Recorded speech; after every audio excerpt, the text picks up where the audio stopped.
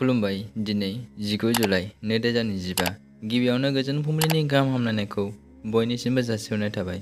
राशिफोरखौ फरायनायनि सिगां आंनिफ्राय आनान गसाइनिसिम आरज खालामनाय जायोदि दिनैनि साना बुहुमनि साफ्रोमबो सुबुंफोरनि थाखाय गाहामैनो गाहाम बारलांनो हायो। जेबो खैफोद आफोद जायालासे फैदो दानिया दिनैनि राशिफोरखौ खोनासंनानै गिबियावनो दङ मेष राशि। लोगोनि सोमोन्दो थानाया गोरा जागोन, फारफ्रोमथिंबो मोजां गोजोन मोनगोन। बृष राशि। जेखि जाया फालांगि मावनायाव रांखावरि मुलाम्फा मोननो हागोन। दिनैनि दिना शुभ सान। मिथुन राशि। हरखाबै माबाफोर मुवा बेसाद मोननो हागौ, गोसोखौ गोजोन मोनगोन। कर्कट राशि। गोथार खामानिफोर मावनानै लानो हागोन। बे राशिनि थाखाय मोजां सान, साननाया जाफुंगोन। सिंह राशि।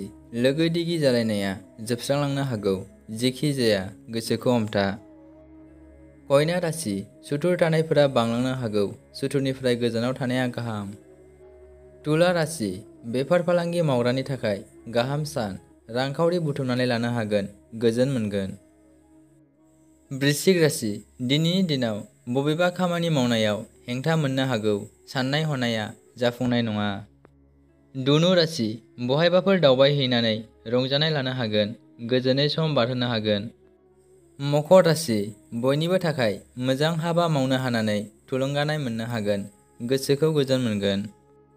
कुम्भ राशि। माबाफोर गाज्रि जेंनायाव गोग्लैबायनो हागौ, सांग्राङै थानांगोन, गोसोखौ हमथा। मीन राशि। माबाफोर शुभ खामानि मावनो दङब्ला मावनानै लानो हागोन, बे राशिनि थाखाय मोजां सान। दिनै राशिफोरनो एसेनोसै, गोजोन्थों।